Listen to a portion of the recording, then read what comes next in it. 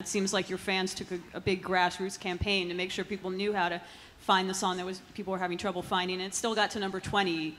How were you feeling last night and this morning? You know, were you worried? I mean, you didn't know it was going to go down after all that. It was strange because I felt really good about last night and the performances, and it was fun, and we did, you know, came straight to here and did the press, and yeah, Usher was there with me and just had a good time. And then all of a sudden I pick up my phone after all that's over and I just have nothing but texts and messages on Facebook and Twitter, and so I start figuring out what's happening. So I mean, the night got pretty stressful, and I was worried about how that was going to affect everything. And of course, I don't know. You know, I had no idea how it would affect it, and for all I knew, it wouldn't. But it's just kind of that feeling of like, wait a minute, what's going on? How do I deal with this? But I know there were so many people working behind the scenes to figure it all out, and they did. I haven't seen Adam. I think he may be behind the stage counting votes. I don't know. Anything you want to say to them? Oh, man, you know, it's been a pleasure. Season 4 and Season 6 working with them. I wouldn't know the way, and obviously wouldn't have found my way towards a win without Adam recognizing Josh's talent.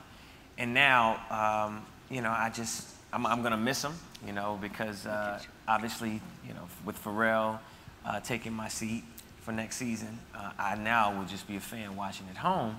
But I love them both. I think that they're incredible men, they're incredible artists, and they're amazing coaches. Man, it feels good to have a new coach win, right? I mean, I couldn't take another season of this. It does feel good. I mean, what?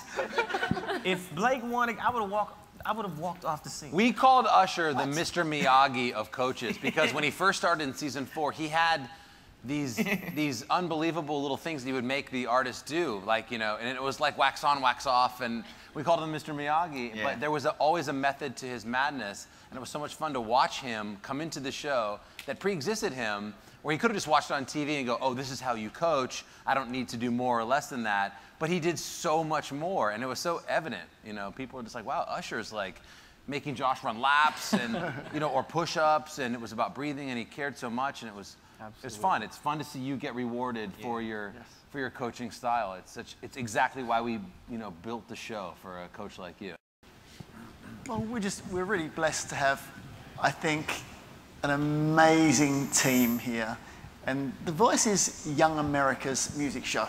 Like, every young American loves The Voice, and we've been fortunate to be authentic enough to attract the Ushers of the world. And as Usher's saying, he wants to do it again, you know, it's a family. It really is. I think something you said tonight, Carson, that our policy, unlike any other singing show, is that there's no off-screen drama for any of us. We're all friends, we all hang out, and when you get that red chair, it's your red chair for life. What advice do you have for Pharrell and Gwen for defeating the bookends, since you were able to do what nobody has done so far? Good question. What could you tell them? Well, be motivated by the fact that I was able to win The Voice. That's one. You know, I think that they both are incredible artists, and as long as they are as true in their process of working with talent as they are with their creative, then it should work. They're geniuses. They're incredible. I've worked with Pharrell, so I worked with him with my team, so I know he understands, and in some way drove with the training wheels a little bit. So now he understands what he's got to do. But for the most part, I think they should just be true to who they are. That's what I did. It was a bit unorthodox. I did have them boxing and running laps and carrying dumbbells and, you know, trying to work on the diaphragm. Josh, do you have any early thoughts or descriptions of what kind of style, what kind of music you'd do for an album? Yeah, I mean, obviously that's got to be a process of kind of figuring it out, but at the root of everything I do is kind of a soulfulness.